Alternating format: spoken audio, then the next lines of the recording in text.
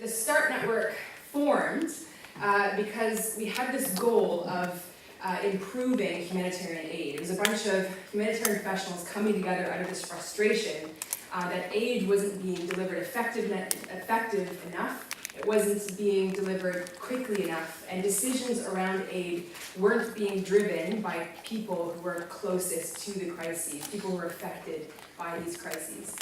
And you can see our members, all the various logos just listed at the bottom there. About 4 years ago, the START network launched the START Fund, which is a multi-donor pooled funding mechanism. And what it does is the START Fund aims to take politics and the media out of aid.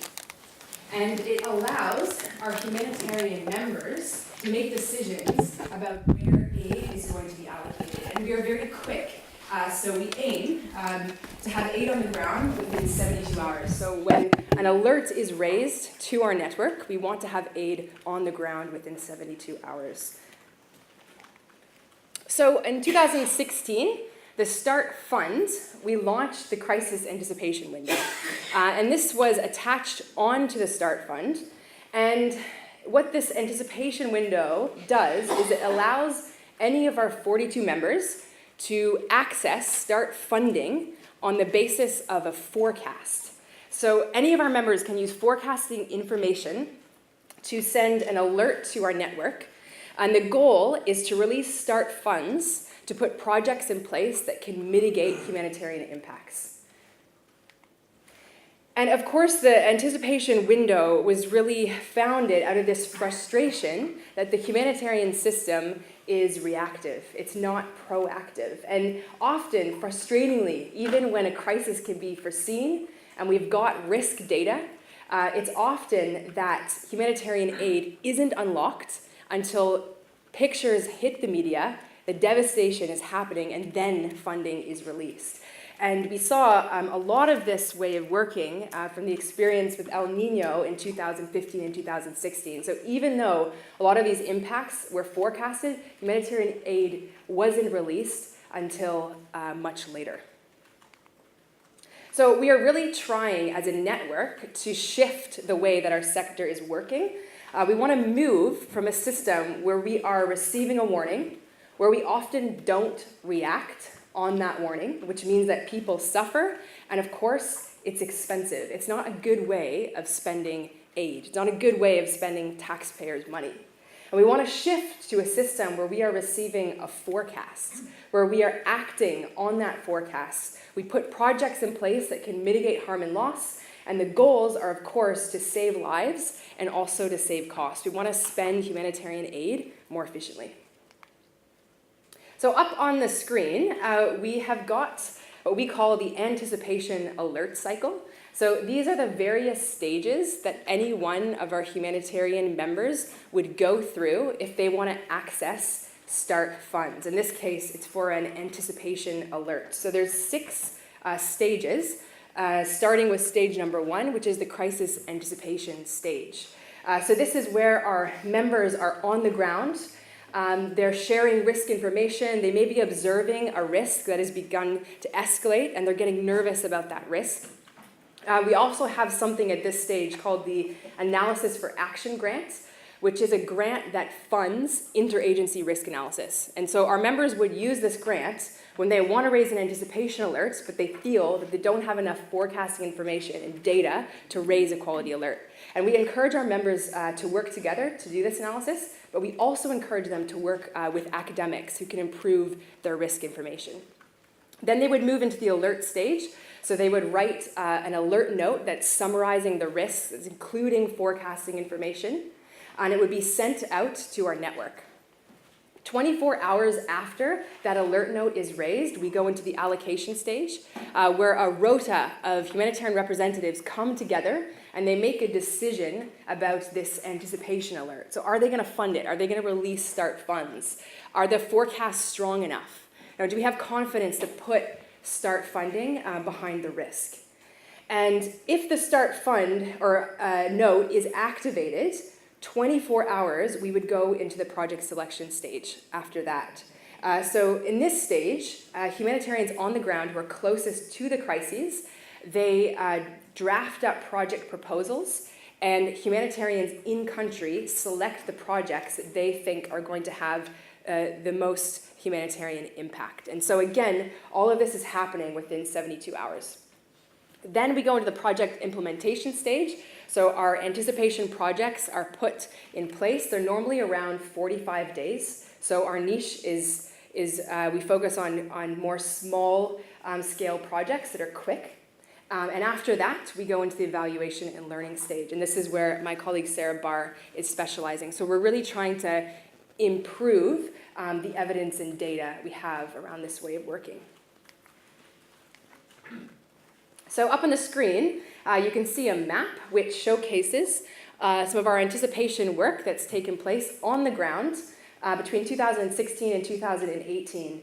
So in the red, you'll see some of the anticipation alerts that have been funded, where anticipatory projects have been put in place. And so far, we've had 11 funded anticipation alerts. And you'll see from the screen that we've anticipated a variety of hazards. So we've anticipated flooding and heat waves, conflict and displacement, disease outbreaks. So we're really trying to think about all kinds of hazards. And in the blue, you'll see where we've funded analysis for action grants. So again, this is where our members felt that they needed more risk information. And so that's where we have funded analysis projects. In 2016, when we opened the anticipation window, we also launched a group called Forewarn. So this is the forecast-based warning, analysis, and response network, and it really acts as a technical advisory group supporting our anticipation work. And we realized really quickly that acting in anticipation of humanitarian crises is new for a lot of our members. So Forewarn aims to give technical steer and insight into each anticipation alerts. And it is always sought to bring together a variety of different actors. So aid professionals, academics, risk experts, and we meet on a monthly basis. And the goal was, let's develop a common language, let's develop a common understanding of the problems, and let's try to work together on some of the solutions. And so one of the aims always of this project is that the START Network is using robust academic expertise to support operationally sound anticipatory humanitarian action. And this is the project that we're going to be giving an example of a little bit later. Now, I'd say about a little under 2 years ago, we had Lenny, so Dr. Lenny Smith and Dr. Erica Thompson join Forewarn. And we started to meet on a regular basis and have conversations about some of our problems, some of our expertise, and they became a real active member of this community of practice. About a year ago, or LSC's CATS department was able to unlock NERC funding to kind of take this informal partnership to the next level. And so we started working together on a project which aimed to improve the robustness of our forecasts. And this is what Lenny and Erica were working with us on. And something that we've heard from our members through the experience that we've had so far is that data often isn't the problem. So we often have access to forecasting data. The problem is there's often too much data. It gets overwhelming. We don't know where we should be looking or which data we should be using. So this project, it really sought to cut through the noise. It sought to take some information off the table. Which forecasts shouldn't we be looking at, for example? And so when Lenny and Erica started to work with us, we decided together that we would focus on forecasting heat waves, and we decided that we would have a specific focus on Pakistan. The reason that we wanted to focus on forecasting heat waves in Pakistan, which was we had several START Fund experiences with anticipation alerts to do with heat waves in Pakistan, and some were successful, and we were able to put in anticipatory projects, and some weren't. We had an experience in April 2017 where our members raised an anticipation alert. They were worried about a forecasted heat wave in Pakistan. It went to decision makers, and this alert wasn't activated. And I think it was the right decision because the alert was submitted to the network really late. So we were having conversations as the heat wave was spiking, and we were already seeing a loss of life. So it wasn't activated because it was too late. And from that experience, our members came to us, and they began to have more serious conversations about how can we learn from this experience? How can we do this better? This isn't good enough. How can we improve our way of working? And so the project that Lenny and Erica and Star were working on together really sought to clarify for our members in Pakistan where we should be getting the best forecasting information. So where should we look when we want quality information?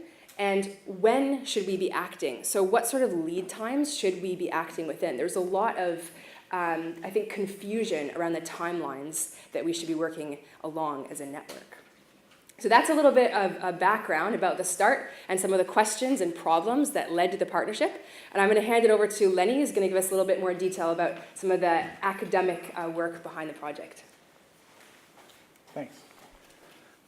So that was a perfect introduction. I think one of the things you should realize is how much work went behind all the bullet points on the last 3 or 4 slides. And the other thing is, it worked, right? I mean, for me, it was an extraordinarily rewarding project to be part of, and for Erica as well. Erica did almost all the heavy lifting for cats. So I want to take sort of a modeler's view of this and look at why, we've been trying to do things like this for 10 or 15 years. And the issue, we're supposed to report on how things could change and funding sources could change to help things like this work. So before we were worried about the whole shebang, and now we sort of have the tragedy of the tidbit. So academics like me are widely incentivized to work on publishable tidbits, right? I hope I've never written the minimum publishable tidbit, but we're not rewarded for working on end-to-end problems. This is actually very dangerous, especially if you don't have a real job, right? So the idea is you find some practitioner who thinks they need some tidbit, you solve the tidbit or something that looks like a solution to the tidbit, you publish it, and you call it impact. Right? Having looked at quite a few impacts in applied maths and stats, I think there's a frightening fraction of them which are this way, which I will not estimate. But it does incentivize us to work on the stronger links. We have this long chain. We focus on the links that we know we can strengthen. We focus on the places which aren't the ones that are going to cause a long project like this one to fall down. And that focus on success really just shifts work away from the important. It happens in applied maths, right? Where infinitely long wings are not a bad approximation, but actually trying to solve something about turbulent flow or clouds and climate change. We talk more about uncertainty quantification in the models, although now there's more acceptance of uncertainty guidance, which is exactly what you get when you come back out of model land. You actually tell people on the ground what we think is going to happen. Even the definition of a heat wave, right? You can't, the first hot day of a heat wave isn't a heat wave. It's not a heat wave yet. It might turn out to have been the first hot day of a heat. And how do you work through these things? On the other hand, if you're halfway through a heat wave, it's definitely not anticipatory. And across the board in academia, there's been this, in my experience, there's been this move towards easy tidbits. So what we think would be useful is to incentivize deeper engagement with really hard, really important problems which may not work, and this one did, or we're not talking as much about the ones that didn't. There weren't any ones that didn't, are there? They all worked. And how do we protect, as David mentioned before, how do we protect the next generation who attempt to do this, who end up with, you're not a statistician, you're not an applied mathematician, you're not a, right? But look, I've done these things, right?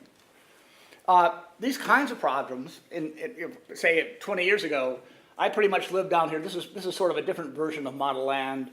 You get sort of a likely risk calculation that's rough and inconclusive. So you bring in the models, you do a lot of modeling, and then when you evaluate the models, maybe the skill is low. Well, then you show there's a potential threat.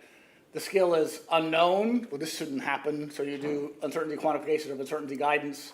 Or the skill is high, in which case you move up to try and assess the potential threat to the system. Now, this one is not for disaster relief, but for reindeer or for ibex. But this is the place where the focus is, right? Because we're applied mathematicians. What we've learned, largely in CRUISSE, also in equipotential, is that this is what the world is like. This is only a model, but there's much more we need to know, and you can actually map these blocks over, although I haven't, to a lot of disaster risk reduction, anticipatory. There needs to be some well-defined, let me just get rid of the background. There needs to be some well-defined framework, right? And START comes with that, certain areas in which they are interested in. We need to have well-defined aims and partners to carry out that work. Well, disaster risk reduction of a wide range of disasters. There has to be some viable option. You have to actually be able to do something about it. So for some things we probably can't, but again, they come with a large collection of things where you actually can. And then that's a nice balance between the time scales for the action to take place, for things to balance out. Then we move over to sort of modeling for decisions. If these fail, it doesn't really matter how good the model is. We have no way of using the information. If the models aren't informative, then one of the nicest things, if I'm a consultant, if I were ever to be a consultant, then I have to add value to the forecast I'm taking in, which means there is value, and there's even more value when I sell it to you. They're happy if we can take a whole ream of paper and take it off the table, right? It simplifies the decision making if, in fact, this is a lot of complicated stuff and it really doesn't tell you anything.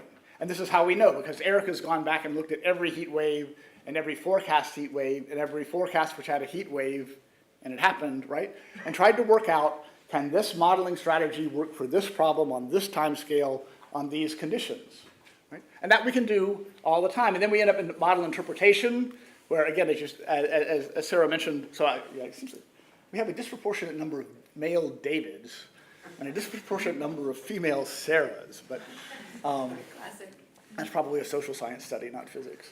Anyway, we then do model interpretation to actually make it possible for people to understand what we're saying. They make their decision, which may be no action, or it may be action, and then we see the impact on the ground. So I actually, without thinking about it, I think this sort of, you're sort of, it's not that different. And it also gives us improved boundary conditions. We actually do learn something that may change our idea of a big surprise the next time we go through the loop. So then I just wanted to conclude with this email that Sarah sent me last night, yesterday afternoon. I think this is, maybe it's not real because it's just too perfect. So I'm wandering to have dinner with David, and I get this email which says, "Hello, Forewarn. We have had an anticipation alert for Sri Lanka, flooding. Your feedback would be great. Here's the link to get the information. We need it before 4 o'clock today." What time zone? What? That's a good question. It's UK time. London time. Okay. So, as it happens, it was the first time I met you guys. I was in Bonn at some big meeting on anticipation, and they discussed Sri Lanka and the issues around. I'm sure we could have provided information to this, right? What we would like to do is to find some way to more or less make it a regular process.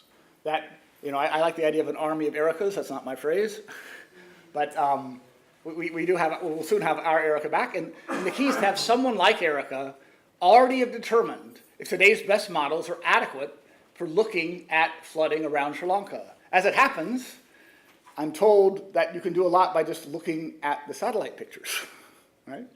And so I'm pretty sure that if we had a situation where we had already developed the background work to do floods in Sri Lanka, like we are now with heat waves in Pakistan, right? With Hannah's help, maybe heat waves in Bangladesh soon, then we either let them take it off the table because it's not going to actually inform them, it's only going to slow them down and maybe confuse them, or we present the event in context with the information they need and the way they can read it, right, in the next 5 hours. And this sort of captures the whole dynamic, for me, the whole dynamic of the process. I mean, it's a real end-to-end, real-time, it's so real. It's more fun than trading. Probably about as fun as driving the UK electricity grid with the little joystick. But but this would be fun for longer, right? And so I think this is the kind of work which has huge impact. It's straightforward. We've learned how to do it. We've demonstrated that it works. And so how do we move forward to problems like this? And of course, the general framework will generalize more broadly. I think most cases will end up taking more things off the table. But how did it really work? So we just wanted to walk you through the project, so what it looked like, what actually happened on the ground, and then Sarah's going to be sharing just a few insights that are beginning to come out of the project. We're still in our analysis phase, so we're still developing this case study, but we've got a few, I think, interesting things to say. So as Lenny mentioned, Erica really jumped into the forecast in Pakistan for heat waves. She did a lot of analysis, and she's really asking this question: how reliable are the forecasts at different lead times? And out of this research that Erica did, we ended up producing a very short guidance note as a framework that our members in Pakistan could use to more effectively forecast and act in anticipation of heat waves. And what we saw coming out of this research was that for the first time, our humanitarian members in Pakistan had this shared understanding of exactly where they should be looking for quality heat wave forecasts, and also how far in advance we should realistically be able to accurately predict heat waves. And we also developed this shared understanding of extreme heat. As Lenny was mentioning, there's a lot of different definitions of heat waves, and this, of course, makes it really, really tricky for our members to come together and act really quickly and effectively in anticipation of heat waves. And so once we had the research, CATS, in partnership with START, we facilitated a webinar in country in Pakistan to share the research and to really discuss the findings with our member. We wanted to create buy-in so that our members really felt comfortable with the research, and we wanted to ensure that they were willing to use it in the real world. So I wanted to quickly just summarize some of the key findings that came out of the research. First thing we found was that forecast information can be used to signal the possibility of extreme heat 7 to 10 days before a heat wave event in Pakistan. And this was really important for us because there was so much confusion about when we should be raising anticipation alerts. The exciting thing was, with this lead time, 7 to 10 days, it means that we can be going through the alert cycle and we can be raising anticipation alerts and putting projects in place to mitigate the impacts of heat waves. Erica found that the best easily accessible forecasts their members should be using are from the Pakistan Meteorological Department.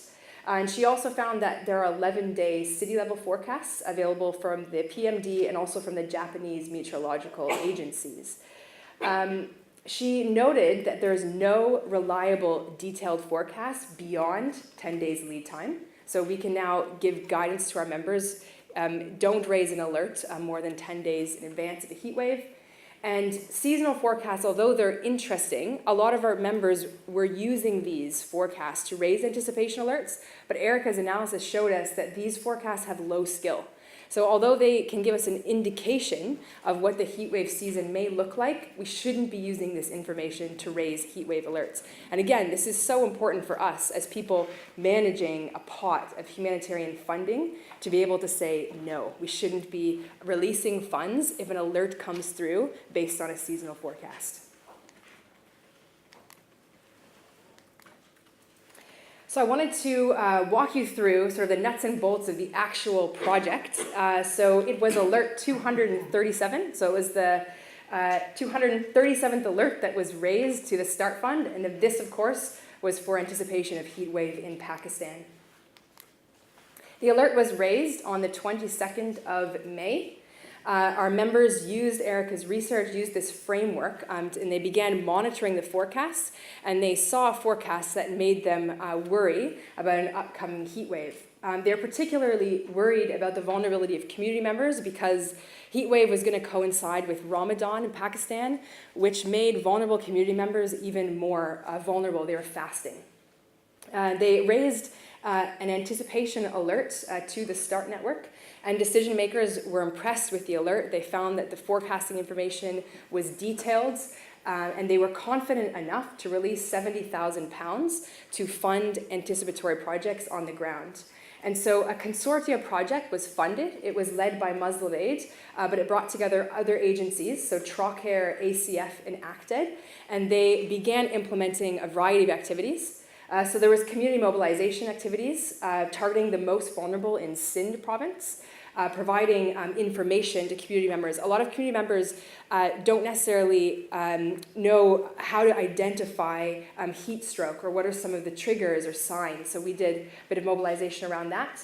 Our members also set up heat wave camps, so 12 heat wave camps in urban areas, which included water points, information materials, and spaces to cool down, which of course can save lives.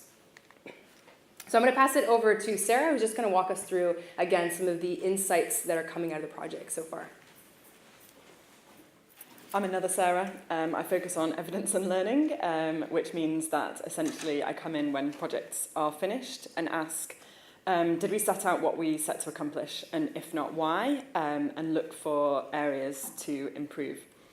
We're just at the start of this process for the Pakistan case, so we are in the process of gathering information. This isn't going to be particularly conclusive, but I can throw some questions at you and we can discuss. So the overarching question that I'm interested in relation to this alert is how plausible are the assumptions that we've made about the impact of this project? Did we think what was going to happen? And where are the weak links? So I sketched out roughly what I thought would happen, what we hoped would happen. And what we'll be doing over the next few weeks is basically breaking down that chain of events into a bigger set of questions, more specific ones. So obviously a key one that we'll be working with Erica on is, did the forecast come to fruition and what were the implications of this? We've had mixed reports so far about whether or not the forecast was as expected. And I'm interested in what the implications of this were for decision makers who obviously are taking a risk. For START members in country, there's obviously an opportunity cost to all of this action. They could be doing other things. And also for community members, if they've taken protective measures for something that doesn't occur, does that impact their likelihood of preparing next time? I'm interested to find that out. I'm also interested in whether or not our members invested differently because the alert was earlier. How did the early nature of the alert impact the project design? Were the interventions cheaper, more expensive? Did we reach more people or less people, or did we reach them in a different way? And then, of course, linked to that, we have a whole set of questions about the timing of the intervention. So we were 7 to 10 days, roughly, was the lead time. Is this the best timing from a humanitarian perspective? How long does it actually take to prepare for a heat wave? Was the lead time actually long enough to mitigate harm and loss? Did we accomplish that at the community level? And were the chosen activities the most effective ones? Should we have been doing something else? I'll read it out, it's okay. Should we have done something different? And then the last question is about unexpected outcomes. Were there any unexpected outcomes? And if so, what were they?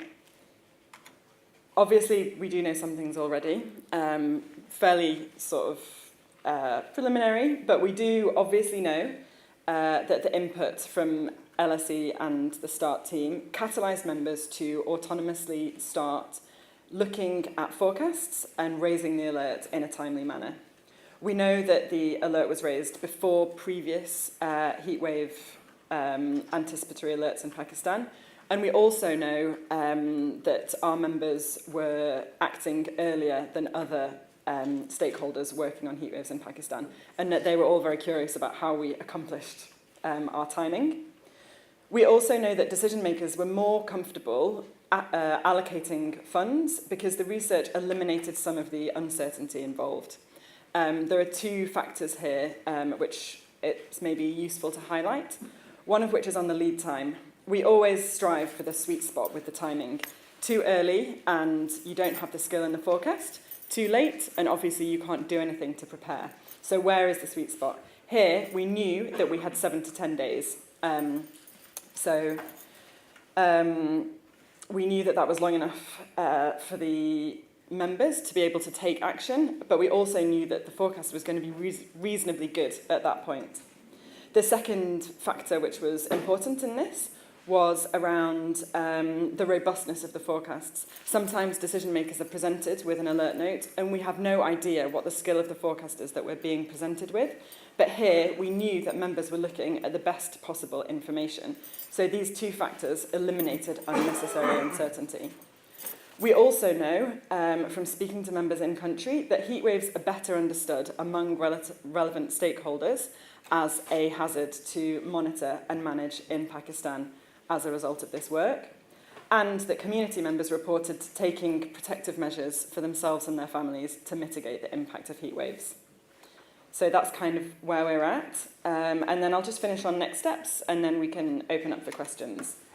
So in terms of, well, we'll finish the analysis, share it. In terms of the work with LSE and CATS, I feel like this has been a positive experience for all involved, and we're now curious about how we can raise our ambition, look at more hazards, perhaps with a global outlook, and continue the critical work with members on interpreting and acting on forecasts. And then for START members in Pakistan, the case study is also a co-creation, so we're working on that with them. They're also looking to continue collaborating with their local stakeholders, so Met agencies, the Met Agency, and government agencies on anticipating heat waves, and maybe towards systematising this approach. So putting in place triggers, contingency plans, and pre-agreed financing so that we know in future if a heat wave is forecast, then funding will be released at the right time. We don't need to rely on decision makers each and every instance, but instead we can move to a more consistent system. So I'll leave it there, and yeah, questions welcome.